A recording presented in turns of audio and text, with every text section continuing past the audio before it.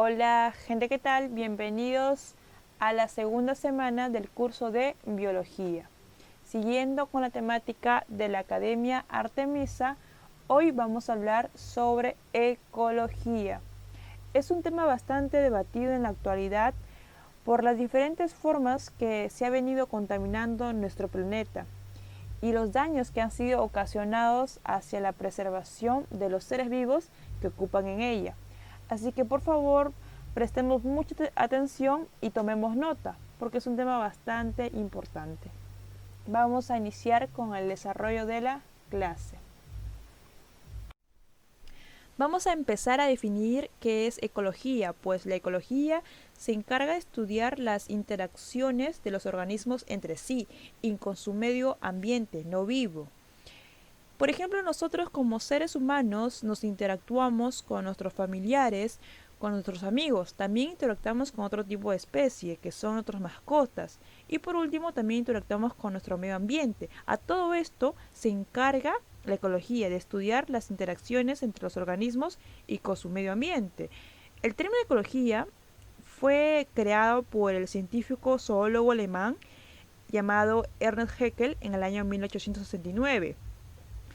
Este científico, ¿qué buscaba? Buscaba estudiar la interacción de los seres vivos con su naturaleza, el cual el hombre de manera directa o indirectamente participa en los procesos de la naturaleza. Y se planteaba buscar la raíz de todos los problemas que ocurrían en la naturaleza. Por ejemplo, la contaminación ambiental, la destrucción de la capa de ozono, ¿por qué la elevada tasa de mortalidad? Se buscó la causa de que, sin duda, el afán del hombre por la acumulación de las riquezas, por ejemplo, como la sobreexplotación de los recursos naturales de la tierra, el aumento de la miseria y la desnutrición en otros países. Ahora hablaremos de los niveles de organización de la ecología. El individuo es el nivel ecológico más básico. Pasamos a la población, que es un conjunto de individuos de la misma especie. Conjunto de individuos de la misma especie. Pasamos al siguiente nivel, que es la comunidad. La comunidad es un conjunto de individuos de diferentes especies o también conjuntos de poblaciones. Por ejemplo, acá tenemos elefantes, las cebras y las jirafas. También tenemos el ecosistema. El ecosistema está formado por factores bióticos, que son organismos vivos, que son las plantas, que son los vegetales y los animalitos. Y el factor abiótico, que son los organismos no vivos que carecen de vida, como por ejemplo la luz del sol, los rayos ultravioleta del sol, la temperatura, la salinidad, el agua, la tierra, etc. Pasamos al siguiente nivel, el bioma es un conjunto de ecosistemas y por último tenemos a la biosfera, que contiene a todos los organismos del planeta. Acá tenemos un pequeño resumen, un concepto de cada nivel. Por ejemplo, el individuo o también llamado especie pueden reproducirse entre sí, eso es una característica. También la población es un conjunto de individuos que pueden ser animales o plantas de la misma especie. La comunidad, que es un conjunto de poblaciones de diferentes especies. También tenemos el ecosistema, que está formado por factores bióticos, como lo habíamos dicho, bióticos, elementos vivos como animales y planta, y factores abióticos como el agua, la temperatura, la salinidad, los rayos ultravioletas del sol, etc. Y por último tenemos el bioma, que es un conjunto de ecosistemas que se caracterizan por sus diferentes especies y sus plantas. El ecosistema está formado por dos factores. El factor abiótico, o también llamado biotopo, son organismos que carecen de vida. Por ejemplo, la energía solar, el viento, la tierra, la lluvia, las piedras, la temperatura, la salinidad, el agua, etc. Y también tenemos los factores bióticos, o también llamados biocenosis, son organismos que sí tienen vida. Ahí encontramos a las plantas, a los animales.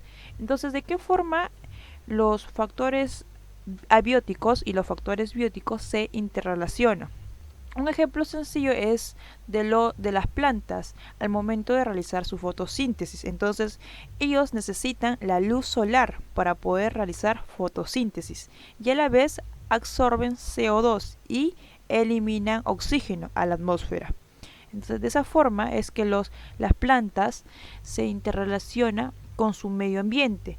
Ellas necesitan de la luz solar y la luz solar es un factor abiótico para que puedan generar su propio alimento y a la vez puedan eliminar oxígeno, aquella que respiramos. ¿Y de qué forma clasifico a los componentes bióticos? Pues de tres maneras: productores, consumidores y descomponedores. En los productores encontramos a los seres vivos autótrofos, aquellos que pueden fabricar su propio alimento. Aquí tenemos a la planta, a las algas, a las bacterias autótrofas. ¿De qué forma se puede fabricar su propio alimento? Pues de dos maneras. Una que es la fotosintetizadores, que aquellas que utilizan la energía de la luz solar para su autotrofismo. Ahí encontramos a las plantas, a las algas, a las cianobacterias, o también llamadas las bacterias azul verdosas. También encontramos otra forma de fabricar nuestro propio alimento, son las quimosintetizadoras, que utilizan la energía de las oxidaciones inorgánicas llamadas quimilitotrofas y oxidaciones orgánicas quimioorganotrofas. Entonces me voy a detener en esta parte para explicarles de manera mucho más detenida. Hay dos formas de fabricar tu propio alimento, ¿no? A partir de la utilización de la energía de la luz solar, se van a llamar fotosintetizadoras. Si utilizan la energía de la luz solar, se van a llamar fotosintetizadoras. Pero si utilizan la energía de oxidorreducción, se va a llamar quimosintetizadoras.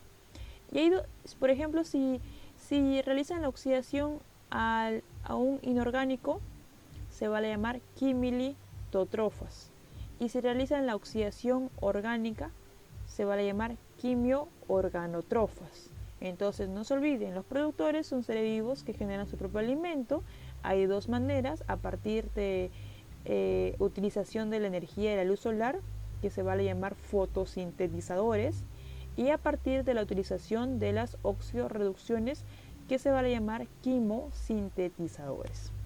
Bueno, pasamos al siguiente nivel. Los consumidores son aquellos que no sintetizan su propio alimento, son llamados seres heterótrofos. Acá tenemos a los consumidores primarios, que son los animales herbívoros que se alimentan de las plantas. Por ejemplo, acá encontramos al conejo. También tenemos a los consumidores secundarios, aquellos animales carnívoros que se alimentan de los herbívoros. Ahí podemos encontrar al zorro y a la serpiente. También tenemos a los consumidores terciarios, aquellos animales carnívoros que también se alimentan de otro animal carnívoro. Por ejemplo, encontramos a la hiena, a los osos. Y por último tenemos a los descomponedores. Los descomponedores son las bacterias y hongos que se encargan de descomponer de manera total a los seres vivos, los vegetales y los animales. Se alimentan de organismos muertos. Bueno, todo esto se hace un ciclo. ¿Por qué? Porque los productores fabrican su propio alimento y a la vez son consumidos por los herbívoros. Y estos animales, cuando llegan a la hora de morir, son descompuestos por las bacterias y los hongos. Y también las bacterias y los hongos forman parte de la descomposición. Todo lo que se han alimentado, han absorbido, que son los sales minerales, los nutrientes, pasan a formar parte del suelo. Entonces, convirtiendo a un suelo bastante rico en nutrientes, bastante fértil. Entonces, todo esto es un ciclo. Entonces recordemos dos puntos importantes. ¿Qué es el hábitat y qué es el nicho ecológico? Pues el hábitat es un espacio geográfico donde las especies pueden encontrar las condiciones ambientales y los recursos para poder sobrevivir. Por ejemplo, acá tenemos al oso polar y a las focas que han encontrado su ambiente donde se pueden desarrollar y pueden hacer uso de los recursos para poder sobrevivir. También tenemos el nicho ecológico, que es la función que va a desempeñar el organismo dentro de un ecosistema. Por ejemplo, el león. El león va a realizar una función dentro del ecosistema que es la de depredador. Entonces no confundamos con hábitat con nicho ecológico, porque el hábitat va a ser el lugar o el espacio donde una especie se va a poder desarrollar y poder aprovechar los recursos del lugar para poder sobrevivir. Y el nicho ecológico es la función que desempeña el organismo dentro de un ecosistema. Por ejemplo, una liebre, esto no es su hábitat, lo tenemos clarísimo, este no es su hábitat, porque acá no se puede ni desarrollar ni va a poder encontrar los recursos para poder sobrevivir. ¿Sí? Bueno, la cadena trófica o la cadena alimenticia, ¿no? Es la relación que existe entre los seres vivos de un ecosistema según su alimentación. Esta explicación es bastante sencilla, así que prestemos mucha atención. Por ejemplo, empecemos. El sol. El sol provee de luz solar a los vegetales, a las plantas. Las plantas hacen uso de esta luz solar para poder realizar fotosíntesis, para poder realizar sus propios alimentos. Ellos son los productores, los seres autótrofos, que realizan su propio alimento y a la vez utilizan la luz solar. Estos productores son comidos o consumidos por el consumidor primario, que es una liebre.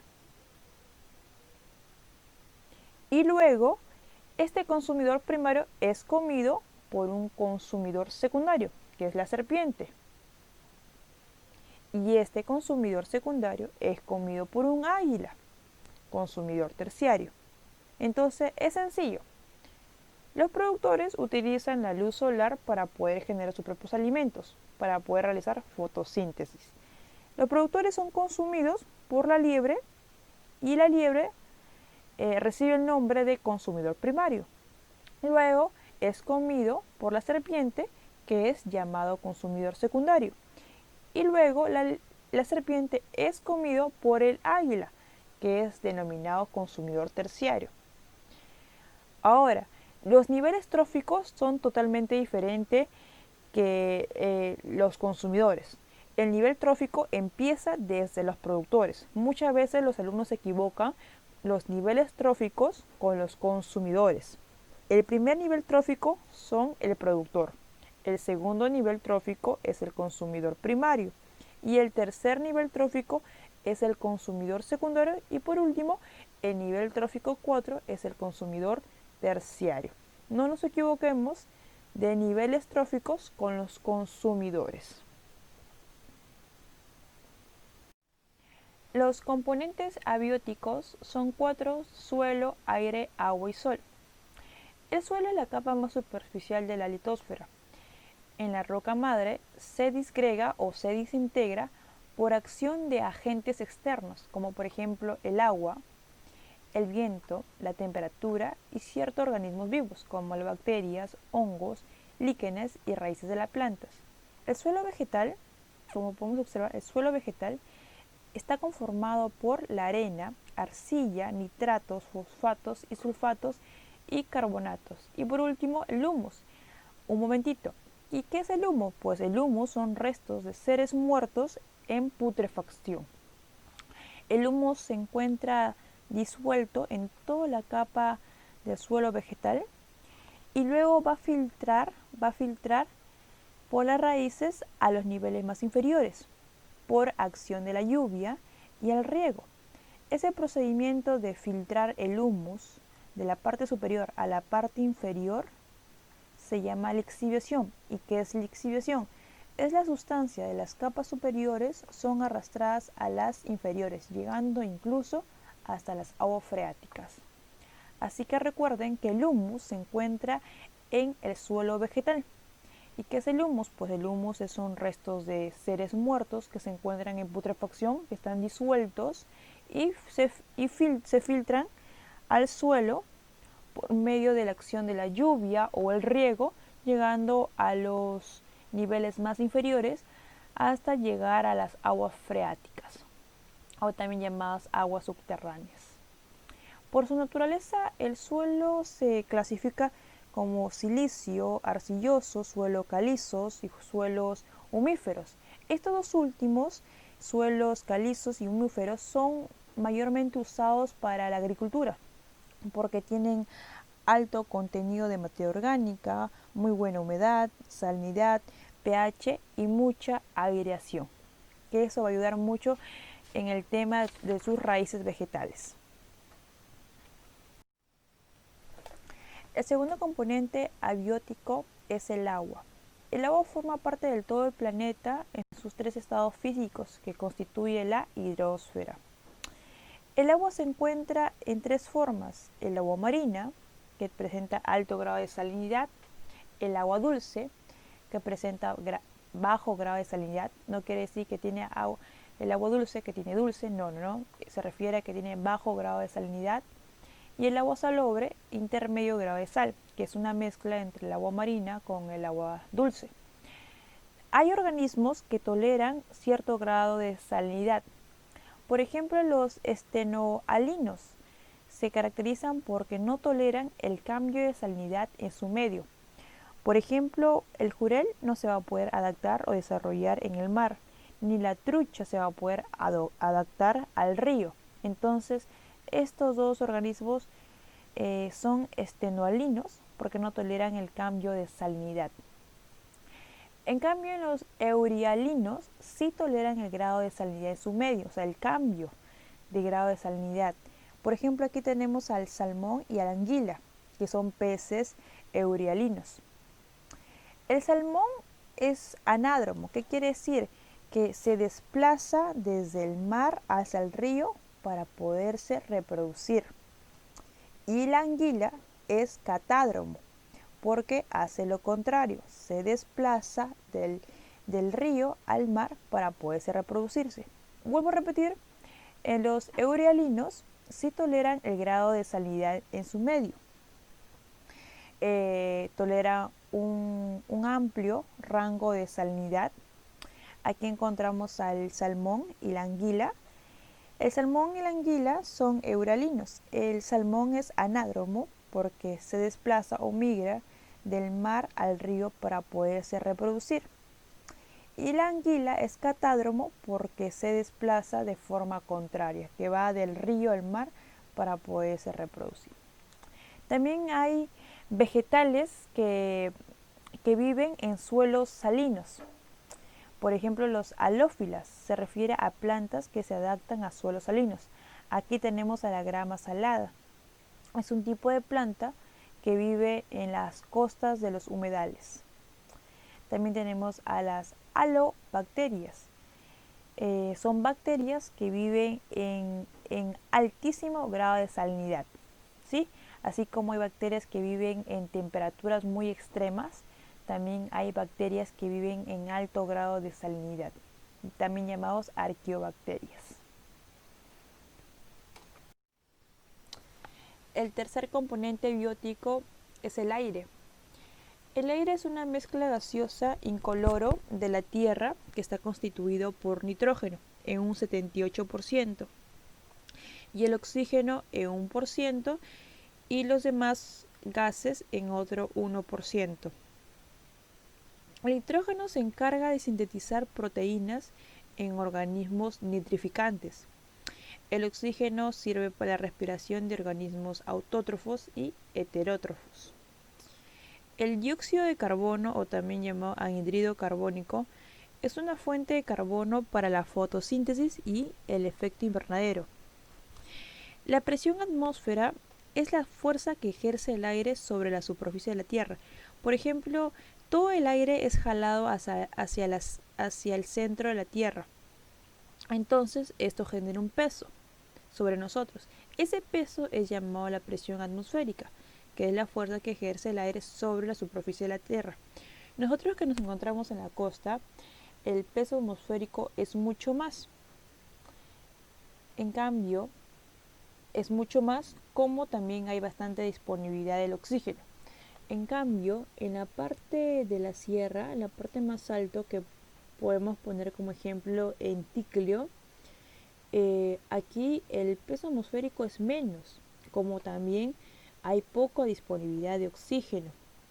Entonces acá los organismos que vivan, por ejemplo los animalitos que puedan vivir ahí, como la llama, la vicuña, han podido adaptar su organismo a este tipo de clima, ¿no? Por ejemplo, aumentando su número de glóbulos rojos y su concentración de hemoglobina.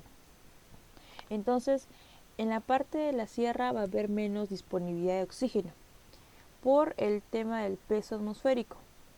Y acá en la costa hay mayor disponibilidad de aire y la presión atmosférica es mucho mayor.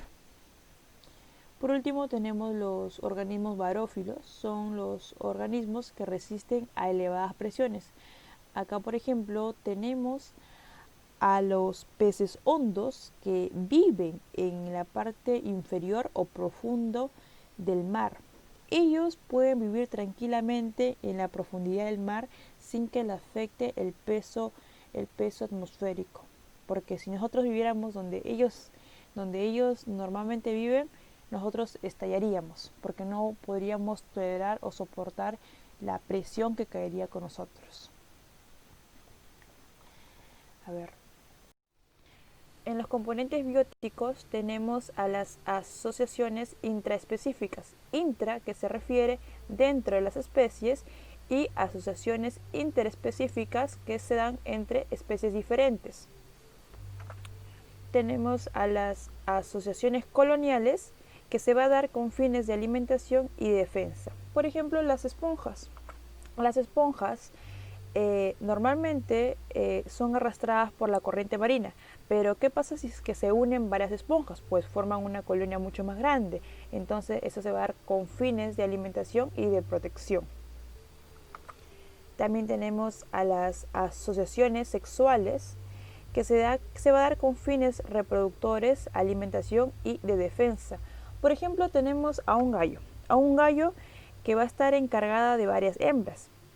Entonces el gallo se va a ocupar un día lunes tú, un martes tú, un miércoles la otra gallina, etc.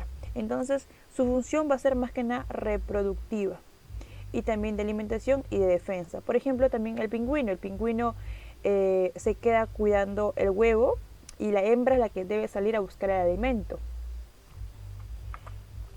Tenemos en las asociaciones estatales, que se va a dar con fines de orden, jerarquía y desempeño.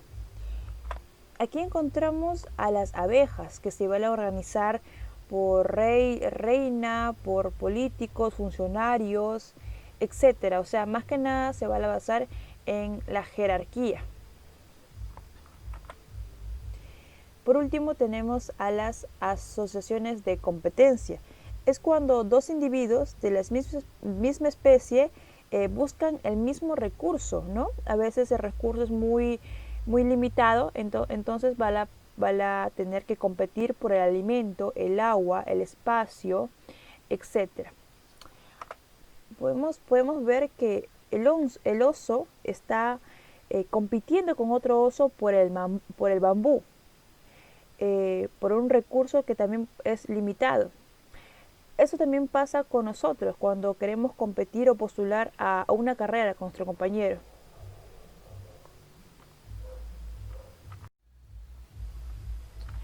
En las asociaciones intraespecíficas van a suceder dentro de una especie. En otras palabras, solo se pueden reproducir individuos de la misma especie. Como ya habíamos mencionado, en las asociaciones coloniales, que se van a dar con fines de alimentación y defensa, también las corales van a cumplir la misma la misma función. Se van a juntar con fines de alimentación y de protección, al igual que las esponjas. También va a pasar lo mismo con las bacterias, con las colonias de bacterias. En las asociaciones sexuales que se va a dar con fines reproductivos de alimentación y defensa, tenemos al gallo que está encargado de varias gallinas. Su fin más que nada va a ser el tema reproductivo. Una se dedica el día lunes, el otro el martes, etc. También tenemos a la familia de los pingüinos, donde el pingüino macho se va a encargar de cuidar el huevo y la hembra va a salir en busca del alimento. También va a pasar lo mismo en la familia de las ratas, donde la hembra se queda a dar de lactar a las crías y el macho va en busca de alimentos.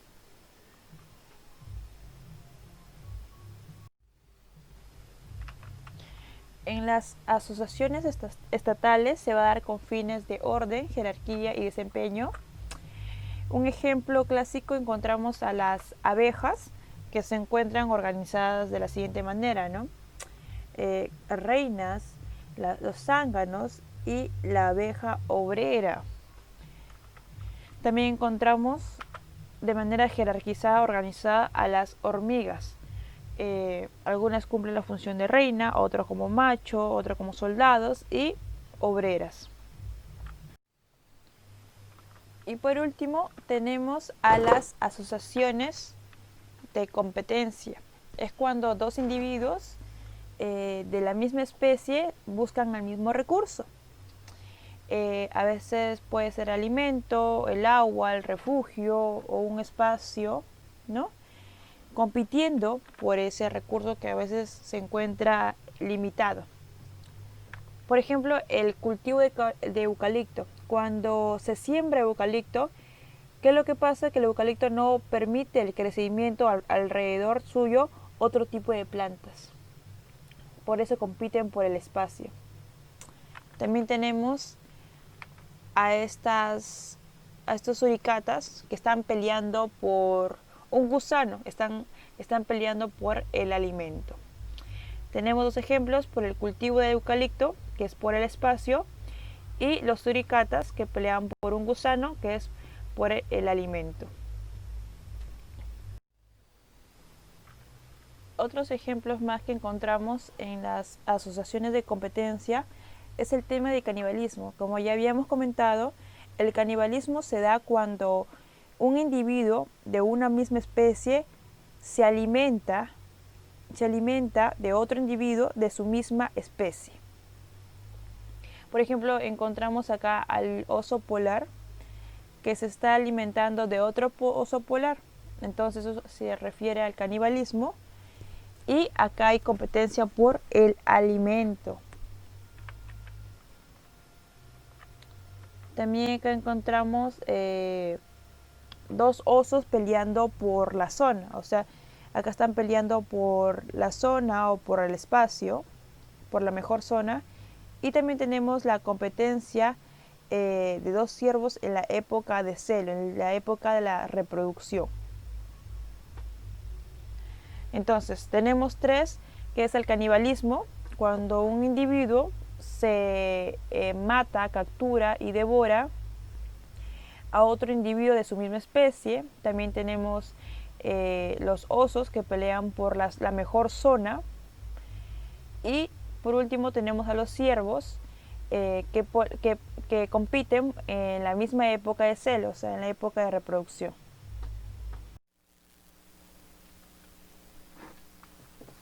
Neutralismo es cuando dos o más especies ocupan el mismo hábitat y no se benefician ni se perjudican entre sí. Por ejemplo, tenemos a unos animalitos que están pasteando y al lado de ellas hay unos pajaritos. Ambas especies ocupan el mismo lugar, hacen uso del mismo recurso, pero tampoco se benefician y tampoco se perjudican. Entonces a eso le llamamos neutralismo, son neutros. Tenemos la concurrencia, es cuando dos o más especies tienen dependencia entre sí.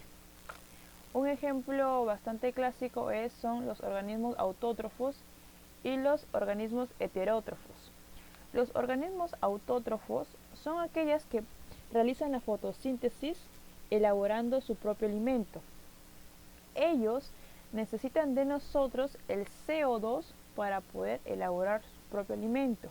Y nosotros, los organismos heterótrofos, que no fabricamos nuestro propio alimento, necesitamos de ellas el oxígeno y los productos orgánicos que generan.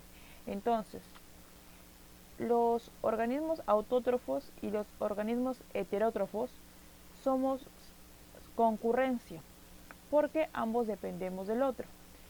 El autótrofo nos da oxígeno y nosotros, heterótrofos, le damos CO2. También tenemos a la competencia, es cuando dos o más especies diferentes van en busca de un mismo recurso. Puede ser un alimento, agua, luz, refugio o un espacio que al mismo tiempo no está muy disponible en el ambiente. Por ejemplo, acá tenemos a la lombriz de tierra y la raíz de la planta. Ambas ocupan el mismo espacio. Entonces sería nicho. Y también cumplen la misma función al consumir la tierra. Entonces tienen la misma función y el mismo espacio. Tienen el mismo nicho y hábitat. Por último tenemos la depredación, que es la epicitia.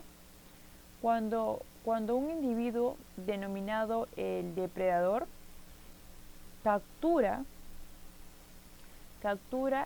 y mata a otro individuo denominado la presa para luego alimentarse de su carne. Un ejemplo de esto son el león y el búfalo. El león, que es el depredador, y el búfalo, que es la presa. Acá podemos observar que el león está cumpliendo su rol de depredador. Cuando se alimentan de su misma especie se llaman canibalismo. Dentro de la simbiosis se va a realizar la convivencia entre individuos de diferentes especies. Tenemos al comensalismo, que es beneficioso para uno y no beneficioso para el otro. O sea, uno se beneficia y el otro ni se beneficia ni se perjudica. Por ejemplo, el tiburón y con su acompañante, que es el pez rémora. Por ejemplo, el tiburón se está alimentando, está comiendo y bota su desperdicio, o sea, los restos. Y los restos se alimentan el pez rémora. El pez rémora se alimentan de los restos que genera el pez. Entonces, como pueden ver, el pez rémora es el que se beneficia de los desperdicios del tiburón. Y el tiburón ni se perjudica ni se beneficia. Tenemos el amensalismo, que perjudica a uno y el otro ni beneficia ni perjudica. En el caso del comensalismo, acá solamente beneficia a uno y al otro ni beneficia ni perjudica. Y en el amensalismo perjudica a uno, pero al otro no beneficia ni perjudica. Por ejemplo, en el tema de los bosques y plantas menores. Los bosques son árboles bastante grandes que van a cumplir con su función de crecer. En cambio, las plantas menores, que son las plantas enanas, son las perjudicadas, ya que por ser plantas enanas van a recibir la sombra de los árboles grandes y no van a llegar a recibir la luz solar. No van a poder llegar a recibir la luz solar porque les tapan los árboles que son de gran tamaño. En este caso, los perjudicados, son las plantas menores, y los árboles grandes no se benefician ni tampoco se perjudican. Tenemos el mutualismo. Acá se beneficia y obligado, o sea, es obligatorio que ambos organismos estén juntos. Acá no es nada optativo, acá sí es obligatorio. Ambos se benefician y a la vez es obligado para ambas especies. Por ejemplo, la polilla con sus bacterias. La polilla tiene dentro de su estómago unos protozoarios que se encargan de digerir la madera que consume la polilla. Entonces acá hay un mutualismo. Tienen que estar ambas especies juntas, sí o sí, para que pueda cumplir con su función. La polilla se alimenta de la madera y las bacterias que se encuentran dentro de su estómago digieren la madera que consumió la polilla, ¿no? Y también tenemos, por último, la protocooperación. Es beneficioso para ambos, pero no obligatoriamente, porque son totalmente independientes, ¿no? Para ambas especies tenemos el búfalo y las aves en la espalda. Por ejemplo, el búfalo está siendo desparasitado por estas aves. Estas aves, ¿con qué fin lo hacen? ¿Con qué fin? De encontrar algún pulgón, algún animalito pequeño en el cuerpo del búfalo, ¿no? Entonces acá el beneficiado serían serían las aves, y también la beneficiosa sería el búfalo, porque el búfalo está siendo desparasitado y los aves se están alimentando del pulgón que pueda tener en el cuerpo el búfalo, ¿no? Pero independientemente, ellos no dependen ni uno ni el otro. Por último tenemos el parasitismo, que beneficia para el huésped y perjudica al hospedero. ¿Qué quiere decir? El hombre y el piojo, ¿no? El perjudicado va a ser el hombre y el beneficioso va a ser el piojo. Por ejemplo, el perro y con la garrapata. El perro va a ser el perjudicado y la garrapata va a ser el beneficioso, porque va a poder absorber la sangre, generando mucho, va a generar picazón y puede provocar hasta heridas. La contaminación ambiental. ¿Qué es la contaminación ambiental? Pues es la alteración desfavorable del medio ambiente. En otras palabras, es la introducción de sustancias extrañas al medio ambiente, alterando su calidad. Normalmente esto es ocasionado por la actividad humana. ¿Cuáles son las causas de la contaminación ambiental? Tenemos a la combustión de combustibles y gasolinas, que al arrojarse al aire, como por ejemplo los óxidos de azufre, el monóxido de carbono y plomo y los óxidos de nitrógeno, que al momento de arrojarse al aire son mezclados con agua por medio de la lluvia, y estos van a formar a las lluvias ácidas. Entonces, el óxido de nitrógeno y el óxido de azufre y el óxido de nitrógeno, al momento de ser expulsados al aire y mezclarse con el agua, se forman las lluvias ácidas. Y las lluvias ácidas generan el deterioro de ciertas edificaciones, como también llega a ciertas lagunas, generando alteraciones en las poblaciones que viven en las lagunas. También tenemos la combustión de gasolina. Aquí los motores de los automóviles arrojan al aire gases dañinos que reaccionan con la luz solar y la niebla, formando el smog, niebla con humo. Muchas veces hemos pasado cerca a un automóvil cuando botó esos gases dañinos que tienen un color de niebla humo. Entonces, los gases que eliminan los motores de los automóviles al momento de reaccionar con la luz solar eliminan el smog, niebla con humo. Por último tenemos los sprays, que son los aerosoles, que contienen el tricloroetano y el CFC. ¿Y qué es el CFC? Recuerden que el CFC es clorofluorocarbonado. CFC, clorofluorocarbonado. Normalmente los aerosoles son generados en la industria de la refrigeración, ocasionando daños en la capa de ozono.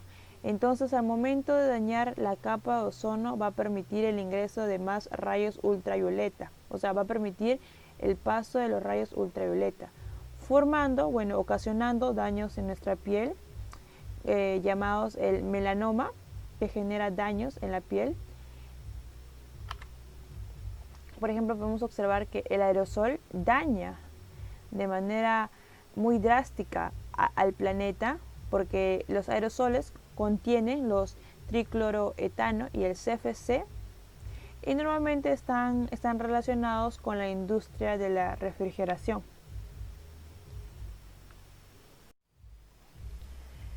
Bueno, chicos, ya hemos finalizado con el video. Espero les haya gustado el tema y también les haya ayudado.